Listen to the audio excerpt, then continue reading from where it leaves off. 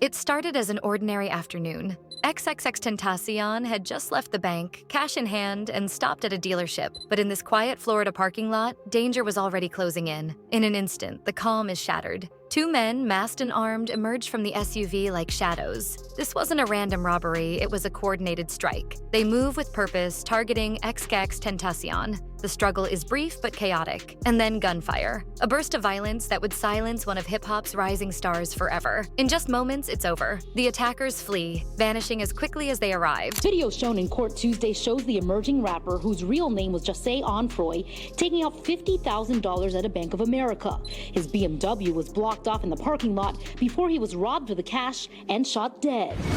A murder that shook the music world, a feud between rap icons, and a court case with a twist no one saw coming. What if the truth behind is deeper than we ever imagined? Could one of music's biggest stars hold the key to unraveling it all? To understand this case, let's go back to June 18th, 2018.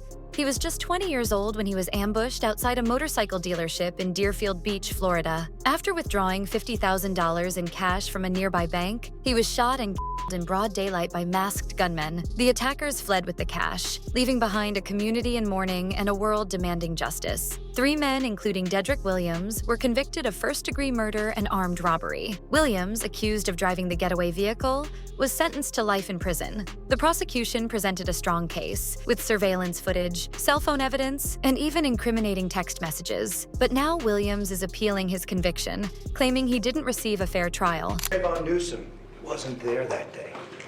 He is an innocent man wrongfully accused because of the choice of people he hung out with. Central to this appeal is the defense's argument that alternative suspects, specifically Drake, were overlooked. Yes, Drake, the global music icon. Before his death, he posted a chilling message on Instagram. "If anyone kills me, it's Champagne Papi." Prior to him being murdered, he had posted on Instagram, if anybody kills me, I'm snitching right now, it's Champagne Papi. I'm paraphrasing, but something to that effect, right? So, imagine, the decedent said prior to his death, if anybody kills me, it's Champagne Papi, which is Drake's Instagram name. This, along with their public feud, formed the cornerstone of Williams' defense. But the court barred much of this evidence from being presented. At this point, I think you have a cooperating witness that corroborates that Mr. Graham has nothing to do with this case. Mr. Graham is not listed in any report. The defense tried to subpoena Drake, along with other rappers allegedly tied to the feud, but hit a wall. Drake's legal team fought back, filing motions to quash the subpoena and ultimately succeeding. The judge even struck Drake from the witness list mid-trial.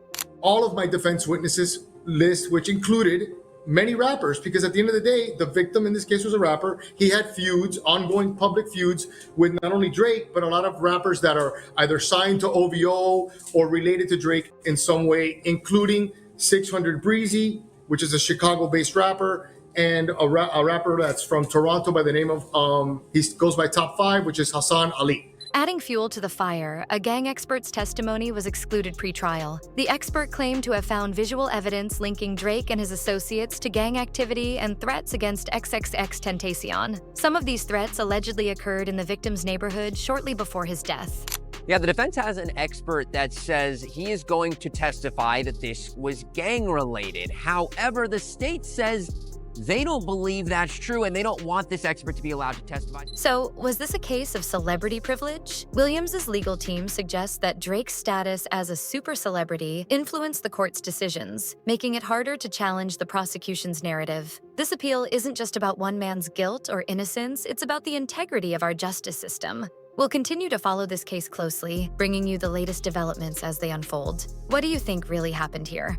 Was this a tragic robbery gone wrong? Or is there more to the story, connections, and motives we're only just beginning to understand? Hit that like button and share this video. Subscribe and join our community as we keep digging into the cases that matter.